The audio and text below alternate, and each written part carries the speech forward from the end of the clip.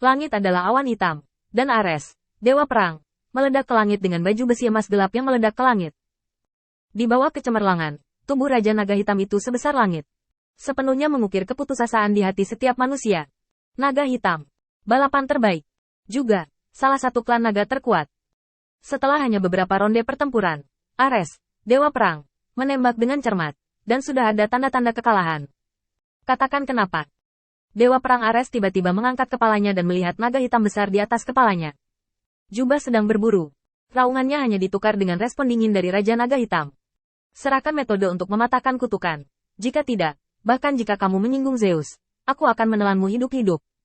Ares menutup matanya dengan putus asa dan mengangkat kepalanya untuk menghadapi hujan yang menusuk. Rasa dingin yang sedingin es itu menusuk. Dalam benaknya, sebuah dilema terbentang di hadapannya. Atau, benar-benar menyinggung Raja Naga Hitam dan bertarung dengan seluruh kekuatannya. Atau, menanggung penghinaan dan mencari tahu kebenaran tentang itu semua. Ares, Dewa Perang, memasukkan tombaknya ke langit, melepas helm emas gelapnya, dan menatap langsung ke Raja Naga Hitam yang besar. Di matanya, dengan tegas muncul dengan tenang. Jika kamu ingin bertarung hari ini, aku akan menemanimu sampai akhir. Tapi untuk masalah ini, aku pasti akan membiarkan dewa-dewa menyelidiki sampai akhir. Jika kamu dengan sengaja memprovokasi perang, kuil Olympusku tidak akan pernah membiarkanmu pergi. Raungan Ares bergema di seluruh dunia. Tapi Raja Naga Hitam bukan vegetarian, jadi dia meraung. Jelas bahwa pelipismu adalah yang pertama menyebabkan masalah, dan kamu juga mencoba untuk membuktikan benar dan salah. Sepertinya jika kamu tidak memberimu pelajaran, kamu tidak tahu benar atau salah. Raja Naga Hitam meraung, tubuhnya yang besar perlahan ditekan. Selama proses berlangsung, Nesakal tidak pernah menunjukkan tangannya, hanya menatap pemandangan di depannya dengan samar. Waktu kembali ke 10 hari yang lalu. Setelah Netakal pergi seolah-olah melarikan diri, emas terus jatuh ke tanah di sepanjang jalan. Jangan salahkan, terutama karena ada terlalu banyak emas. Dia bukan manusia, selalu ada kelalaian, emas jatuh ke tanah.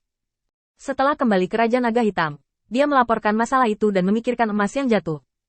Memang benar aku tidak tega membiarkan harta karun itu dibersihkan.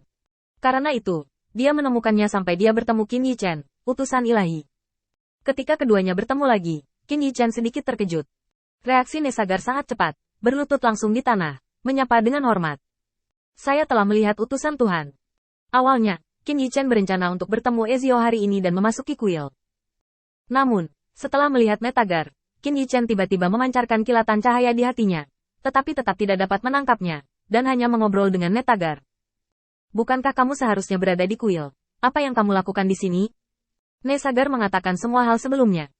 Di antara mereka, Qin Yichen masih sangat prihatin dengan beberapa keputusan Ares. Misalnya, dia tidak bisa meninggalkan kuil sekarang, yang di luar dugaan Qin Yichen. Setelah mendapatkan beberapa informasi dari Ares, Qin Yichen fokus pada beberapa keputusan sebelumnya.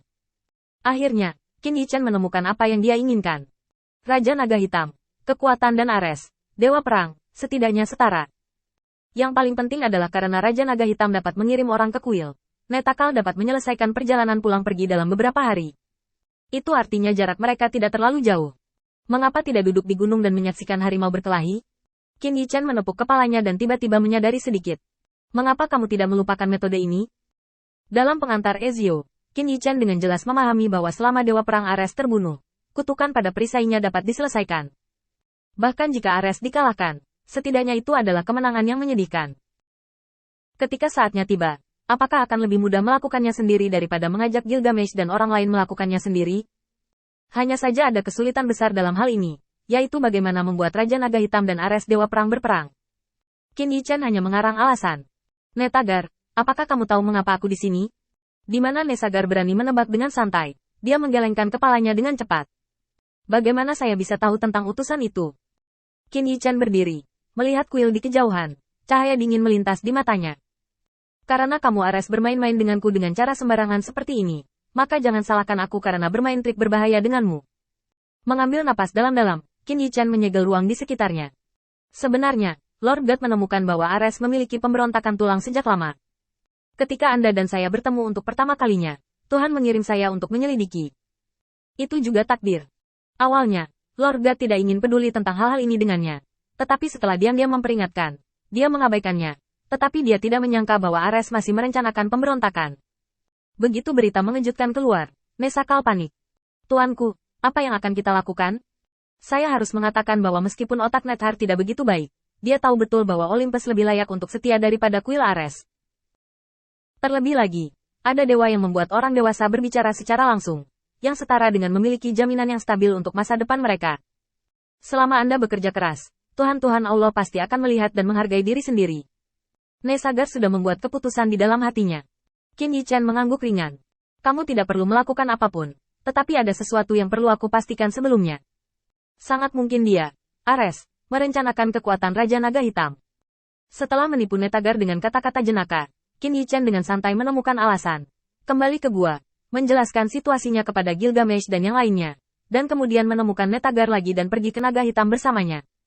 Di jalan, Qin Yichen berperilaku sangat acuh tak acuh. Tapi tekanan di dalam meningkat tajam. Jika Anda ingin Raja Naga Hitam dan Ares bertarung, Anda harus menemukan alasan yang tak terbantahkan. Saat dia memasuki domain bintang Raja Naga Hitam, Qin Yichen dengan santai menemukan alasan, menunda 1 hari, dan kemudian memutuskan rencananya. Artinya, biarkan istri Raja Naga Hitam dikutuk. Meskipun Raja Naga Hitam sangat ganas di luar, dia adalah perwakilan dari suami yang baik di klan Naga Hitam. Dia berhasil menyelinap ke kamar tidur Raja Naga Hitam dan mengutuk istri Raja Naga Hitam. Lalu Qin Yichen memasuki kuil Naga Hitam di bawah pimpinan Nesakal. Setelah beberapa petunjuk, baru setelah bawahannya melaporkan bahwa Raja Naga Hitam menegaskan bahwa istrinya benar-benar dikutuk, dan itu adalah kutukan Ares yang anti pencuri. Raja Naga Hitam tercinta bergegas pergi di tempat. Terancam akan menghancurkan Ares. Ini hampir masalah tentu saja. Ada bukti Qin Yichen, utusan ilahi yang menyamar, dan kutukan pada istrinya, bukti yang tak terhapuskan. Ditambah pengakuan Nesakal. Apakah ada alasan bagi Raja Naga Hitam untuk tidak mempercayainya? Segera mengangkat pasukan, berbaris dengan kuat menuju aula pertempuran. Karena itu, akan ada pertempuran besar seperti itu. Raja Naga Hitam untuk kutukan istrinya, Ares untuk kuil, untuk reputasinya sendiri. Pertempuran ini bisa dikatakan telah mengubah dunia. Di kuil, Qin Yichen, penggagas pertempuran ini, duduk santai dan minum teh di kamar Ezio. Melirik ke langit, sudut mulut Qin Yichen terangkat.